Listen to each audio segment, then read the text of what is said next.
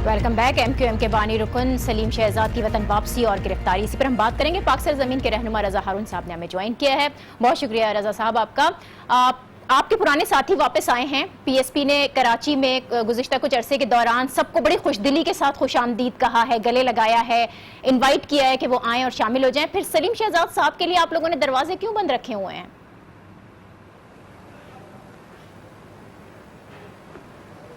मैं जितनी भी कयास आ रही हैं नाजिया, ये हम टीवी के जरिए, मीडिया के जरिए सुन रहे हैं, और मैं तो बड़ा बोल्ड किस्म की मुस्बत गुफ्तगू करने वाला आदमी हूँ। कयास आ रही पे कम से कम मैं गुफ्तगू नहीं करता। तो ये मीडिया ही की 2 दिन से खबरें हैं कि वो आ रहे हैं, जा रहे हैं, गिरफ्तार हो गए हैं, फला गिरफ्तार कर दिया गया है, तो ये तो बहुत ही कन्फ्यूज स्टेट ऑफ अफेयर्स है। तो इस पर किसी किस्म का कॉमेंट करना मैं नहीं समझता मुनासिब है। बाकी सलीम शहजाद साहब की मर्जी है, वो एक आज़ाद शहरी हैं, उस हवाले से जो वो अपनी सियासत के लिए फैसला करते हैं वो उनका मसला।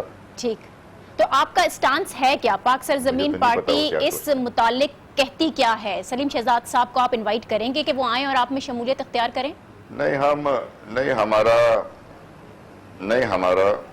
हमारा शख्सियात के हवाले से कोई स्टांस नहीं है। हमारा स्टांस होता है जब कोई हमें अप्रोच करता है तो हमारी शूरा जो है, जो हमारी कैबिनेट है, वो बैठकर उसके ऊपर कोई फैसला करती है। हम इंडिविजुअल के लिए कोई स्टांस लेके नहीं बैठते, हम यहाँ लोगों के लिए बैठे हैं। अगर हमने यही सब करना हो कि हम इंडिविजुअल्स का इंतजार करें और बड़े नामों का इंतजार करें और उन्होंने कोई फर्क पैदा कर दिया, तो नहीं, पार्टी तो कायम हो चुकी। बिल्कुल पार्टी कायम हुई है। रजा हारून साहब में सेटअप है, एक एक करके इंडिविजुअल्स तो आए थे जी, एक एक करके इंडिविजुअल्स शामिल होते रहे हैं पाक सरजमीन पार्टी में और उनको बड़ा वेलकम किया गया। अक्सरियत तो ऐसे रहनुमाओं की है जो MQM की पॉलिसी से खुश नहीं थे। जी, जो MQM की पॉलिसी से खुश नहीं थे वही आपके पास आए, मुत्तहदा कायद से जिनको इख्तिलाफ था। तो सलीम शहजाद साहब भी तो उन्हीं रहनुमाओं में से हैं। उन्होंने भी मुत्तहदा पर भट्टाखोरी, कत्लेआम और स्मगलिंग के इल्जामात उन्होंने लगाए थे, उसके बाद से उनको मुअत्तल किया गया था।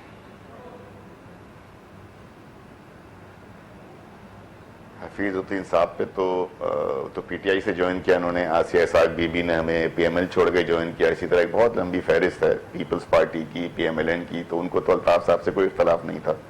तो जिसने पार्टी के अंदर ज्वाइन किया उसने ज्वाइन कर लिया, आपके सामने है। मैं खबरों पे, मफरूजों पे और किसी का कोई वकील मुझसे गुफ्तगू करे उस पर तो मैं कोई कॉमेंट नहीं कर सकता। ठीक है।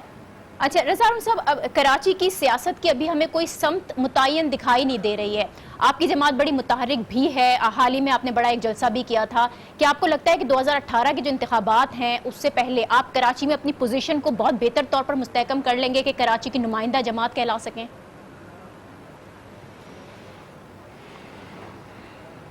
इंशाअल्लाह जरूर। और देखें क्यों नहीं है कराची की सिमत, हमने कराची के लोगों को क्यों इतना अनइंटेलिजेंट समझ लिया है कि हम क्यों कराची के लोगों को ये तस्वुर करते हैं कि वो अपनी मर्जी से अक्लो फहम के मुतालिक फैसला करने से के काबिल नहीं है। नहीं जी, कराची ही तो अक्लो फहम की बुनियाद पर फैसला करता है, विफाक की पॉलिसियों के मुतालिक फैसला करता है, कौमी सोच पर फैसला करता है। तो वी शुड लीव इट। और जहाँ तक रहेगी बात PSP की जी, तो PSP तो एक कौमी सतह की सियासी जमात है। हमारा सेटअप तो पूरे मुल्क में है। 2018 के इलेक्शन हम कराची, हैदराबाद, मीरपुर समेत पूरे मुल्क से इलेक्शन लड़ेंगे और फिर लोगों को डिसाइड करना है। ये हम लोगों के लिए डिसीजन नहीं तय कर रहे हैं यहाँ पे कि लोगों ने क्या करना है, नहीं, हमने ये लोगों पर ही छोड़ना है। हमारा काम है लोगों को सही बात बताना, अपना मंशूर, अपना पैगाम पहुंचाना। जिन लोगों ने कुछ नहीं किया 30-40 सालों से, उनके पास अगर दोबारा वोट आ गया तो उन्होंने पहले क्या कर लिया जो वो आगे जाकर करेंगे। तो ये मैसेज क्लियरिटी के साथ लोगों तक पहुंचाना है। इश्यूज रिलेटेड पॉलिटिक्स करनी है, लोगों के इश्यूज को सामने लाकर उसके ऊपर अवाम। और आप ये पूरे पाकिस्तान के लिए कह रहे हैं ना, लेकिन अभी तक हमें कराची में ही नजर आया है कि आपका जो टारगेट है वो कराची की अवाम ही है। सलीम शहजाद की वापसी हुई है, डॉक्टर इशरतुल इबाद की वापसी की भी खबरें आ रही हैं। तो अब फारूक सत्तार जो कि पहले ही MQM एक पाकिस्तान में मौजूद हैं, ये लोग असेंबलियों में भी हैं, बासर भी हैं, फिर जमात इस्लामी का वोट बैंक भी है, PTI भी हमें स्ट्रॉन्ग नजर आ रही है। इन सब की मौजूदगी में किस बुनियाद पर दावा किया जा सकता है कि आप शहर की नुमाइंदा जमात बन सकेंगे?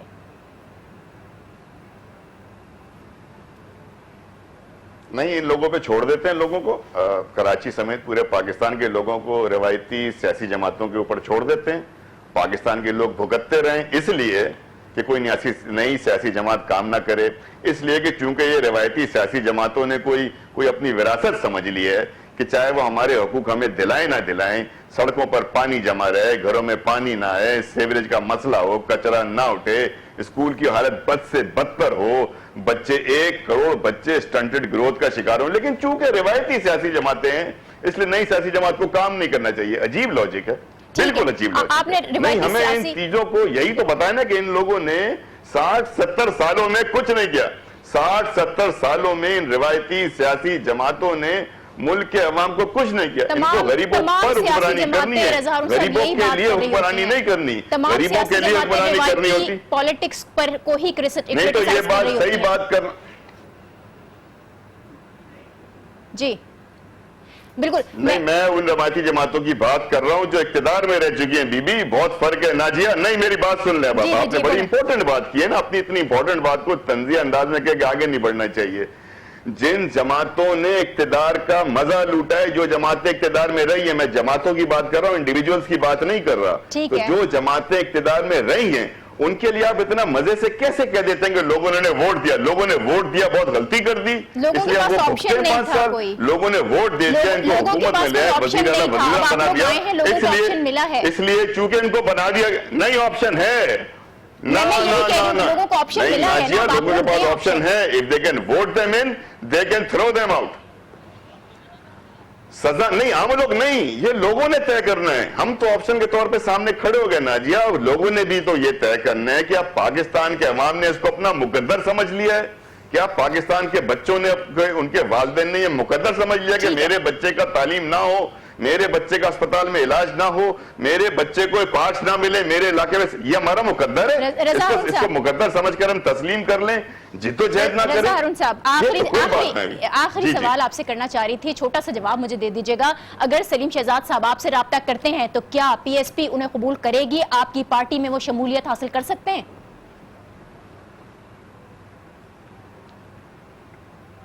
نو کامنٹس آن اگر مگر. میں مفروضوں پر گفتگو نہیں کرتا. ٹھیک ہے، بہت شکریہ. رضا ہارون صاحب ہمارے ساتھ تھے، پاک سرزمین کے رہنما، اور اپنا موقف سے ہمیں آگاہ کرے تھے. ایک بریک ہم لیتے ہیں اور اس بریک کے بعد بات کریں گے ایک نئے قانون کی جو عدالتوں کا بوجھ بانٹے گا. Keep watching Pakistan at 7.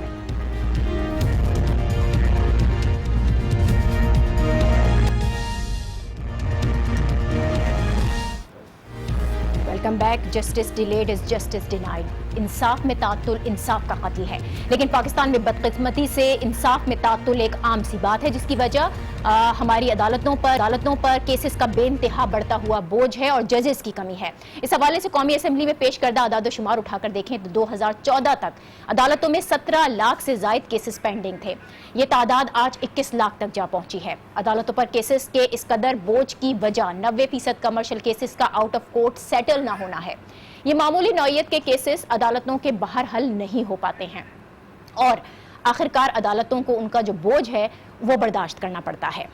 اگر عدالتوں کی کارکردگی کا ہم ایوریج نکالیں تو عدالت کو بھی ایک کیس کا فیصلہ کرنے میں خاصا وقت لگتا ہے، اور یہ خاصا وقت 3 سال تک بھی پہنچ جاتا ہے، یعنی 3 سال میں ایک کیس نمٹ پاتا ہے. اب حکومت نے اس معاملے کو حل کرنے کے لیے ایک اقدام اٹھایا ہے. قومی اسمبلی نے حال ہی میں آلٹرنیٹ ڈسپیوٹ ریزولوشن لا کی منظوری دی ہے. اس قانون کے تحت جرگہ سسٹم متعارف کرایا جائے گا، جسے یہ اختیار حاصل ہوگا کہ وہ قابل ضمانت کیسز کا فیصلہ کر سکے. ان فیصلوں کو قانونی تحفظ بھی حاصل ہوگا. اس سے پہلے بھی یونین کونسل کی سطح پر مصالحتی کمیٹیاں قائم تھیں، تاہم ان کو جو قانونی تحفظ دینا چاہیے تھا وہ حاصل نہیں ہوتا تھا، جس کے باعث آخرکار فریقین کو عدالت جانا پڑتا تھا. تاہم اب جرگہ خاصی حد تک با اختیار ہوگا. فی الحال جو یہ قانون ہے یہ صرف وفاق کے زیر انتظام علاقوں میں ہی ہوگا، لیکن وزیر قانون کے مطابق اگر یہ تجربہ کامیاب رہتا ہے تو اس کا دائرہ پورے ملک تک وسیع کیا جا سکتا ہے. یہ بہترین اقدام ہے جس سے عدالتوں پر کیسز کا بوجھ کافی حد تک کم ہو سکے گا. چھوٹے موٹے مقدمات جو بھی ہوں گے وہ عدالتوں کے باہر ہی حل ہو سکیں گے، اور یہ قانون جوڈیشل سسٹم کے لیے کس حد تک خوش آئند ہے اس پر ہم بات کریں. قانونی ماہر منیب ظفر صاحب نے جوائن کیا ہے، جو کہ اس طرح کی ریفارمز کے لیے کئی سالوں سے کوششیں بھی کرتے رہے ہیں. بہت شکریہ آپ کا. ہم یہ جاننا چاہ رہے تھے کہ یہ جو آلٹرنیٹ ڈسپیوٹ ریزولوشن لا ہے، اس قانون کی منظوری کا کیا فائدہ آپ دیکھتے ہیں، اور پھر یہ جرگہ سسٹم متعارف کرانے سے عدالتوں پر کیسز کا بوجھ کیا واقعی کم ہو سکے گا؟ اس کو آپ اس طرح سمجھ سکتے ہیں کہ جو معاملات آج کل کورٹس کے اندر پاکستان کے جتنے بھی کورٹس ہیں, چاہے وہ ہائی کورٹس ہیں یا سپریم کورٹ ہے یا ڈسٹرکٹ اور سول سائڈ پہ جو معاملات ہو رہے ہیں, اس میں لوگوں کو بہت سارے ایسے مسئلے مسائل کا سامنا کرنا پڑ رہا ہے, جس میں وہ قانونی پیچیدگیوں اور اس طرح کے ایشوز کے اوپر جہاں پہ وہ جاتے ہیں اور ان کے ساتھ وہاں پہ ایک ایشو کو بہت ایک کنسیڈریبل اماؤنٹ آف ڈیلے کا سامنا کرنا پڑتا ہے. اسی چیز کو دیکھتے ہوئے وہاں پہ بہت سارے یہاں پہ پاکستان کے سینئر ایکسپرٹس نے اس چیز کا سوچا, پلان کیا کہ ایک ایسا طریقہ کار یہاں پہ نافذ کیا جائے جس کی بیسس پہ کورس کا جو ہے ٹائم وہ کم سے کم اس پہ صرف ہو اور لوگوں کو بر وقت اور فوری انصاف جو ہے وہ ملے. تو اسی سلسلے میں انہوں نے جو ہے کچھ لوگوں نے اس کے اوپر جو ہے ایک اسٹرگل اور اس چیز کو in form of alternative dispute resolution bill 16 before the parliament اس کو پریزنٹ کیا, اور جس کو بعد میں بہت سارے ٹیکنوکریٹس, ریٹائرڈ ججز اور سینئر ایڈوکیٹس اور بہت سارے علماء